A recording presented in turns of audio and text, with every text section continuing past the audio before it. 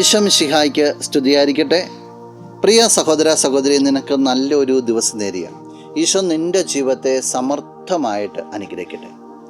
വിശുദ്ധ മർക്കോസ് അറിയിച്ച സുവിശേഷം 11-ാം അധ്യായം 25-ാം തിരുവചനം. നിങ്ങൾ പ്രാർത്ഥിക്കുമ്പോൾ നിങ്ങൾക്ക് ആരോടെങ്കിലും എന്തെങ്കിലും വിരോധമുണ്ടെങ്കിൽ അത് ക്ഷമിക്കുവിൻ. അപ്പോൾ സ്വർഗത്തിലുള്ള നിങ്ങളുടെ പിതാവ് നിങ്ങളുടെ തെറ്റുകൾ ക്ഷമിക്കും. പ്രിയ സഹോദര സഹോദരി, കർത്താവ് പറയാണ്, നീ നിൻ്റെ പ്രാർത്ഥനയ്ക്കായിട്ട് അണയുമ്പോൾ നിൻ്റെ മനസ്സിൽ വിരോധം കാണാൻ പറ്റത്തില്ല.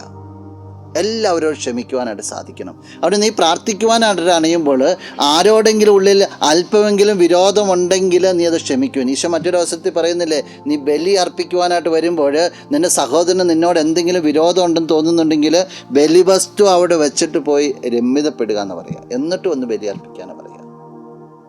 ഈ പ്രഭാതത്തിൽ ജീവിതത്തിലേക്കൊന്ന് തിരിഞ്ഞു നോക്കാവോ?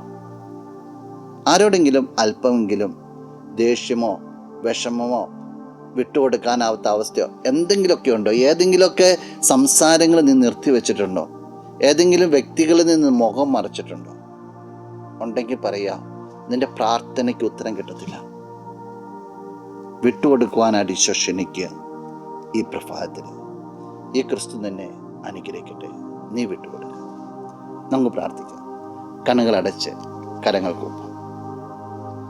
നല്ലവനായ കർത്താവേ, നിന്നെ ഞാൻ സ്തുതിക്കുന്നു, ആരാധിക്കുന്നു, മഹത്വപ്പെടുത്തുന്നു. നിന്റെ നിറസാന്നിധ്യത്തെ നന്ദിയോടുകൂടി ഓർക്കുകയാണ്. ഈശോയെ, എല്ലാവരോടും പരിപൂർണമായിട്ട് ക്ഷമിക്കുവാനും സ്നേഹത്തിലായിരിക്കുവാനും ഈ വ്യക്തിയെ അനുഗ്രഹിക്കണം. ഈ ദിവസത്തിന് വേണ്ടതായ കൃപകളും നന്മകളെല്ലാം നൽകണമേ, ഇപ്പോഴും എപ്പോഴും എന്നേക്കും. ആമേൻ. ആരാധിച്ചിടാ